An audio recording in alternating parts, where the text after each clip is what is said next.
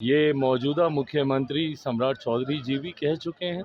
उन्हीं के मार्गदर्शन में बिहार आगे बढ़ने का काम करेगा। जब ये एक उंगली किसी पे उठाते हैं ना, तो बाकी की उंगलियां स्वतः खुद पे कैसे मुड़ती हैं उसका जवाब दें। अपने परिवार के इतिहास को ही टटोल के देख लें।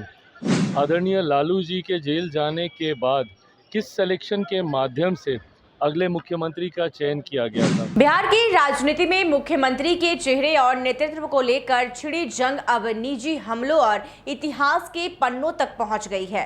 केंद्रीय मंत्री चिराग पासवान ने तेजस्वी यादव के सिलेक्टेड मुख्यमंत्री वाले बयान पर करारा जवाब दिया। चिराग ने न केवल सम्राट चौधरी का बचाव किया, बल्कि लालू परिवार के राजनीतिक इतिहास पर भी सवाल खड़े कर दिए। आपको बता दें कि चिराग पासवान ने साफ किया कि नीतीश कुमार का अनुभव बिहार के लिए अमूल्य है। उन्होंने कहा कि विपक्ष भ्रम फैला रहा है, लेकिन हकीकत यह है कि नीतीश जी के मार्गदर्शन में ही बिहार जंगल राज से बाहर निकला है और आगे भी उन्हीं के नेतृत्व में विकास होगा। वही बता दें कि तेजस्वी यादव द्वारा सम्राट चौधरी को सिलेक्टेड सीएम कहे जाने पर चिराग ने कहा कि जब आप एक उंगली उठाते हैं तो बाकी तीन आपकी ओर होती है। चिराग ने सवाल किया कि जब लालू जी जेल गए थे तब किस सिलेक्शन के जरिए राबड़ी देवी को मुख्यमंत्री बनाया गया था। तेजस्वी पर हमला भी किया। चिराग ने तेजस्वी की अनुपस्थिति पर तंज कसते हुए कहा, आज बिहार में इतना बड़ा राजनीतिक घटनाक्रम हो रहा है, लेकिन नेता प्रतिपक्ष कहां है? वो केवल सोशल मीडिया अकाउंट तक सीमित है।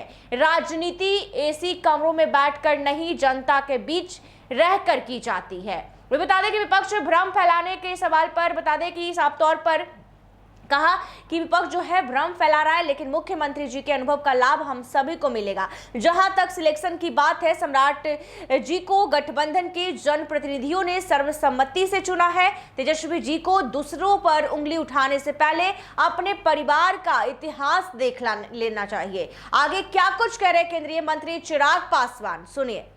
इस भ्रम को फैलाने का प्रयास जरूर कर रहा है, पर जब स्वयं और आज सुबह मेरी आदरणीय नीतीश कुमार जी से मुलाकात हुई और उन्होंने स्वतः इस बात को दोहराया कि बहुत कम मौके ऐसे मिलते हैं कि कोई एक व्यक्ति अपने जीवन काल में, और हम अकेले नहीं थे, हमारे साथ पार्टी का पूरा प्रतिनिधि मंडल था, और सबके समक्ष उन्होंने इस बात को दोहराया कि बहुत कम मौके मिलते हैं कि एक ही व्यक्ति अपने जीवन काल में विधानसभा, विधान परिषद, लोकसभा, राज्यसभा का सदस्य रहे। ये अनुभव वो लेने की उन्होंने इच्छा जाहिर की। यकीनन मुख्यमंत्री के तौर पर नीतीश जी का जो कार्यकाल रहा है उसको हम सब उसका आदर सम्मान करते हैं, और उन्हीं की वजह से बिहार जंगल राज से निकलकर यहाँ तक पहुँचा है। आगे भी उन्हीं के मार्गदर्शन में ये मौजूदा मुख्यमंत्री सम्राट चौधरी जी भी कह चुके हैं। उन्हीं के मार्गदर्शन में बिहार आगे बढ़ने का काम करेगा। उनके नेतृत्व और उनके अनुभव का लाभ निरंतरता में हम लोग को मिलेगा। तेजस्वी यादव ने तंज कसा और कहा है कि इलेक्टेड मुख्यमंत्री को हटाने का संकल्प लेने वाले सम्राट चौधरी को सिलेक्टेड मुख्यमंत्री होने के लिए बधाई।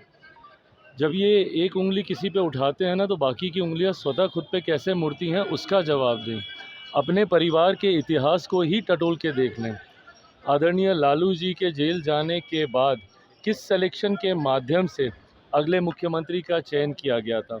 यहाँ तो फिर भी गठबंधन में कई दल हैं जिनकी सहमति से और जो जनप्रतिनिधित्व कर रहे हैं, जनता के मत से जीतकर आए हैं, उनके माध्यम से सम्राट जी को सर्वसम्मति से गठबंधन ने नेतृत्व के तौर पर चुनने का काम किया।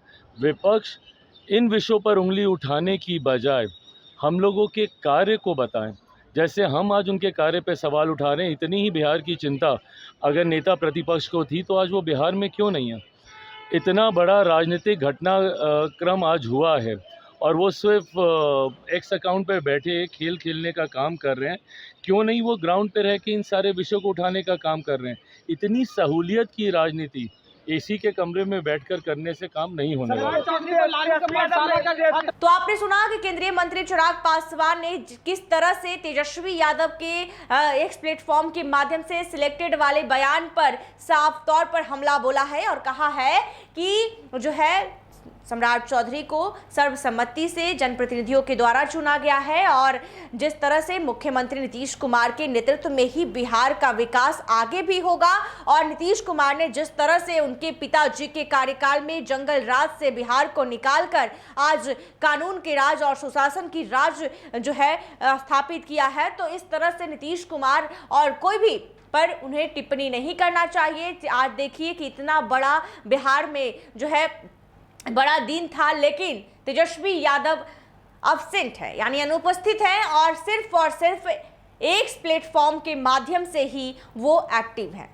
और उन्होंने इतना ही नहीं कहा कि एसी वाले कमरे में बैठकर राजनीति नहीं होती है, जनता के बीच जाकर राजनीति की जाती है। ऐसे ही तमाम खबरों के लिए देखते रहिए NBC 24 पटना से रॉबिन कुमार की रिपोर्ट।